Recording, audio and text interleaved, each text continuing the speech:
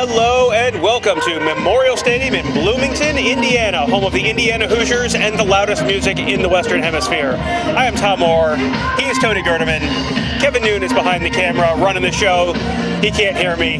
As I may have mentioned, it's very loud. Tony, welcome to Indiana. Thank you for that welcome. The thing I like about this music behind us is we can say bad stuff about Kevin. He'll never hear it. Like, never understand what we're saying about him. So I think maybe we should have this loud music more often. Yeah, maybe we listen to the music cranked all the way to the top on the whole drive home. I agree. So, okay, let's, I guess, start with the news of the day, which is the availability report. The good news is Tyreek Smith is playing, which we anticipated was probably going to be the case. He's back. That's good news. The running back room. One guy's back. Two guys are out. Yeah, fortunately, Travion Henderson is not one of those guys who are out, but Master Teague and Marcus Crowley are out this week. Mayan Williams is back. So you've got Travion Henderson, Mayan Williams, Ryan Day talked a little bit about Evan Pryor coming on a little bit more. Maybe we see some of him today. Maybe even when the game is still in doubt, I don't know, or in the first half possibly. I think you've got Henderson and Mayan Williams. That should be enough. And we've talked about all week long, what is Mayan Williams going to look like in this game? Because he has to be hungry, has to be maybe angry, like feeling a lot of emotions. Let that fuel him into a performance tonight. Well, this is a real opportunity for him because if Travion Henderson, needs a rest, or they just want to keep him fresh, or whatever it is, there's no question Mayan Williams is the next guy into the game at that point.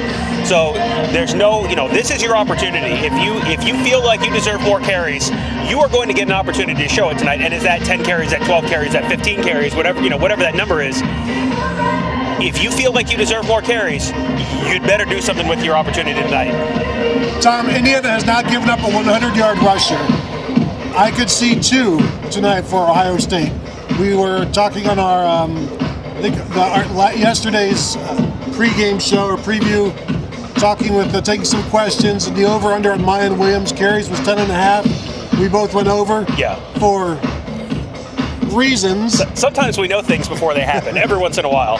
So, yeah, I mean, you give him 13, 14 carries, and Travion Henderson has 15, 16. Yeah. I see both of those guys going over 100, perhaps. Yeah, because I'm sure they still want to kind of manage the load on Travion Henderson. If this is not a true four-quarter game, one possession game with 5 minutes left kind of game, they're going to want to manage the load on Travion Henderson because you're probably going to need him next week against Penn State. Now, does that game look quite as daunting as it did 4 hours ago when overtime was starting in that game? You know what, Tom? You need every running back you have if you're going to be in a 10 overtime game. Penn State was in a 9 overtime game this week.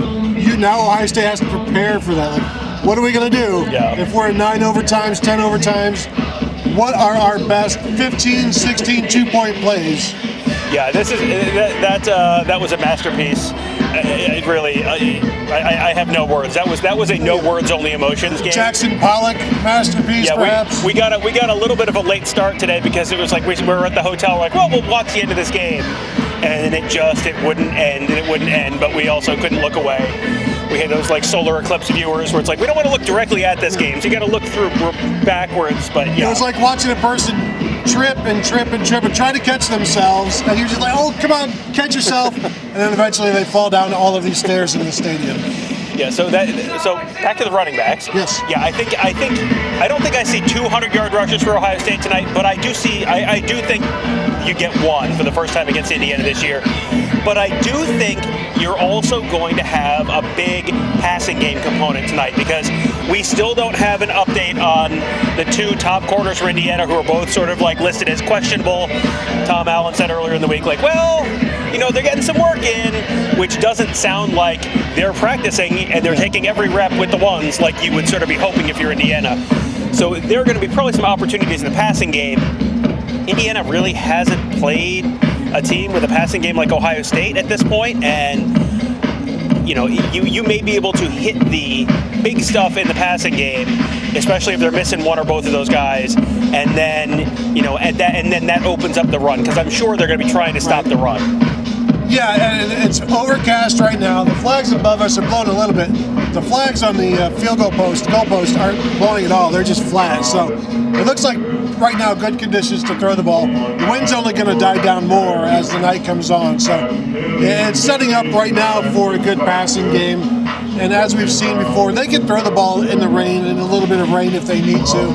And I would be pretty surprised, just looking at the grayness, if there wasn't some rain tonight, but it doesn't seem ominous. Have you seen the latest? I am looking at the latest right now. There is no rain in the forecast. According to the weather app, the always accurate weather app, there's no rain in the forecast until 12 a.m., and that's only 30% chance. So we may be getting a little damp while we're doing our post-game show, if we do our post-game show outside, but right now, unless something changes, it looks like they may be okay. We went out and made a special point to purchase ponchos today, so you're welcome. I tweeted, I put it on our board, hey, we're going out to get ponchos, so when the weather clears up, you're welcome. You keep the receipt? I did, of course. We sadly no shower curtains this time, just ponchos. Now I'm looking at the more detailed weather app, and again, it's like it doesn't get above 25% chance of rain in any hour until past midnight. So that's good, because for Ohio State, you want ideal conditions. If Ohio State could play every game in a dome this year, they would probably be happy to do it, because you've got the skill talent that no one else in the country probably has. So you want a fast track and dry track. You want to be, it's the Rams' greatest show on turf thing.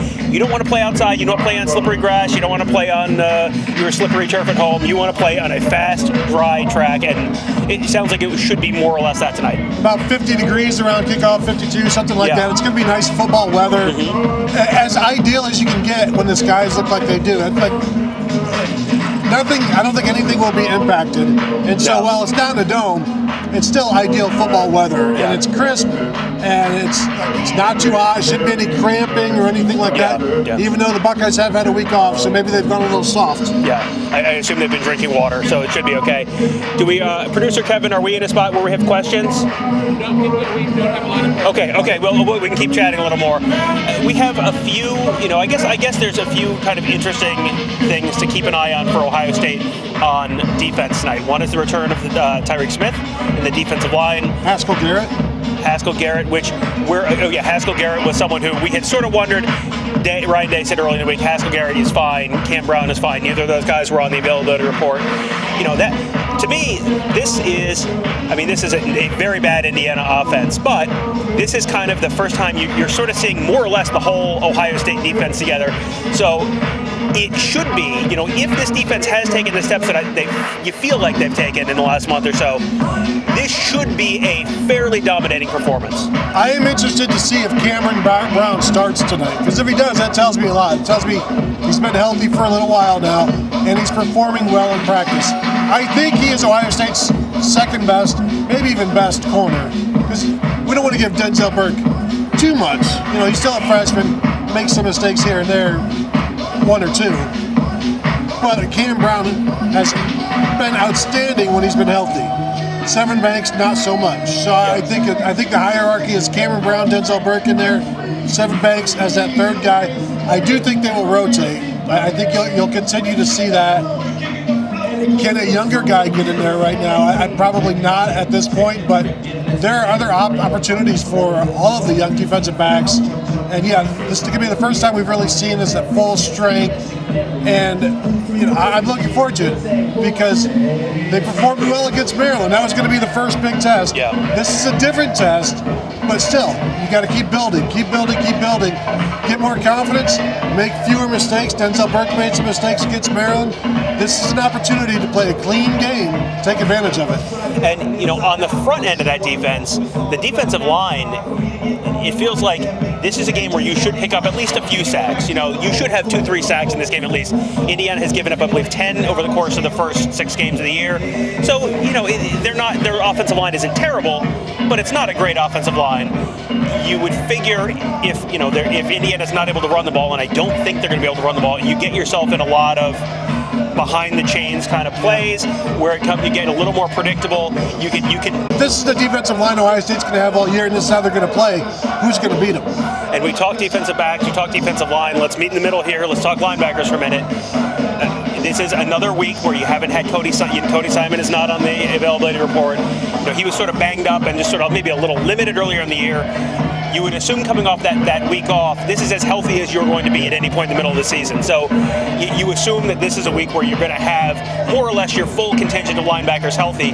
I'm going to be interested to see what does a linebacker play look like tonight, because you should not be giving up big plays in the run game. There are not real big play hitters in the pass game either. So this is a game where you can probably be a little more aggressive. Yeah. Is this a game where you have, is this a big Taraja Mitchell game or a big Cody Simon game or a, big Steel Chambers game? Because Steel Chambers is another guy where he's ramping up so fast that it's like, and Cody Simon too, like I'm really intrigued to see where this goes as they keep going.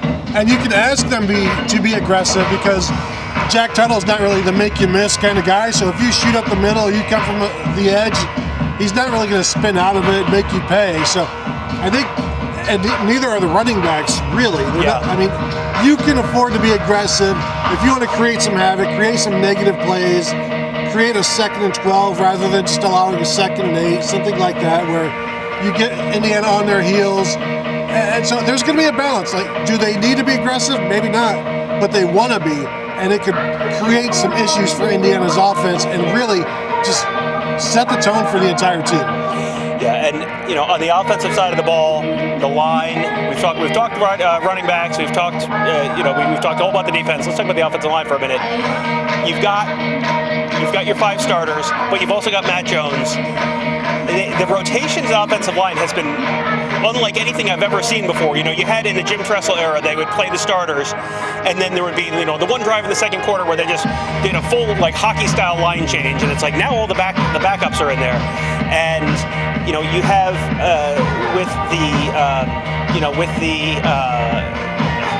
producer Kevin is going crazy in the back there. He's not a great dancer. He's not a great dancer. Good producer. You've got the way they're rotating that offensive line is just it's bizarre, because it's like you just throw Matt Jones in somewhere and then just shuffle all the pieces around. I'm going to be interested to see how much do they do that today, and do they do that today while the game is still close and early. Well, it's almost like it's Yahtzee, and you've got names and positions, and it's like wherever they line up, like you roll it, and it's now 75 is in the middle. There, we need you at center. You just roll 5 dice out there and see what happens. Like, hey, this is fun. Yeah. Let's keep things lively. And that's almost, they can do that if they want to, I'm not saying put Thayer Munford at center, but once you start playing guard, is it really that different? Yeah, I'll be interested to see does Matt Jones maybe get some reps at center tonight, because that's something that they talked about where he's been slotted in a bunch of other spots, but he's also the backup center. So do they want to get him some game reps at center? Because we talked to Stud earlier this week, and he said, you don't want to put him in a game, have him take get someone roll up his leg while the game is 62-17 against Maryland. You want to that, so they have backup Toby Wilson, the Kevin Wilson's son, as the center on that second line. But you would think they want to get Matt Jones some reps at center. Yeah, and they've talked about it. This would be a good opportunity. And yeah, you don't want to. Luke Whippler needs everything he can get, but still, at this point, he's 6 games into his career, into his starting career. I think he could miss a series, right? Or maybe even you put him at left guard or right guard and see what happens, just to give him another look. And Harry Miller is out this week as well, so you won't see him out there in any of this. But yeah, I agree. It's time to get Matt Jones just a series. Maybe it's the first series of the third quarter or something like that, when you've planned for it, you've prepared for it, you've gone over it with him, and then he's had the entire half to snap, like in the locker room or whatever. Just give him a chance. Yeah, and one other person who's not on the travel roster today is Quinn Ewers, 4th-string quarterback. He did not play. He traveled to Rutgers, didn't play, has not played yet this season, was not on the travel roster for today. So if you were wondering, is this the first Quinn Ewers debut week, the answer is no. I don't know if you guys have talked about anything because I can't hear. Everybody wants to talk about the Penn State game. Okay, let's talk about the Penn State game. And producer Kevin can't hear anything we're saying because of the German house music festival going on behind us. So Hausfest. Yes. So apparently everyone's talking about the Penn State game. Tony, craptastic Is that a good description? Remember in Seinfeld where that couple had the ugly baby? Oh, you got to see the baby. You got to. It's breathtaking. And this was an ugly baby, but it's still just a baby, sweet and innocent, and it coos, and you're like, yeah, I don't want to touch it, and I'm not going to get it anything, but yeah, I can acknowledge a baby, and it smells like a baby, but it's really ugly, like really ugly. Yeah, Penn State all year has had major problems on the offensive line, and the running backs are not fantastic. The quarterback play is not fantastic. Offensive line. Jahan Dotson's a good playmaker, but there's just not a lot of other playmakers in there, and it's like, if you don't have a good offensive line and you don't have, you talked about the make you miss with Jack Tuttle, there's not a ton of make you miss on that team. So if you are constantly getting pressure in the backfield from Illinois, you're getting constant pressure in the backfield, and that was from like the first snap of the first series of the game was just like stuffed run, sack. Like I tweeted, the first series it was like, Sean Clifford's back, that's great for Penn State. The offensive line's back, that's not so good for Penn State. And I think that's going to be a real problem for them next week in Columbus. I don't know if it was the 7th or 8th overtime.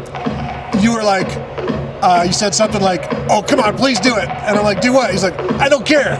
Dude, make it or don't make it. I don't care. This is just, you can't turn away." It was entertaining, and we're just sitting there, and another Seinfeld reference. It's like Kramer and his buddy or whatever, just the mailman or whoever, the taxi, driving the car until it's on E, and they're just driving for as far as it'll go, as long as it'll drive. And we're all just sitting there in the hotel room, just like, not holding hands or anything, but just how long is this one going to go? Let's see how long we can take it. Even if we have to get here like 6:45 to do pregame, I don't know if there was going to be a drop dead point with that game for us today. It was amazing. It's something you don't want to leave in the middle of, because you get to talk about it, and you're like, did you see that craptacular in this?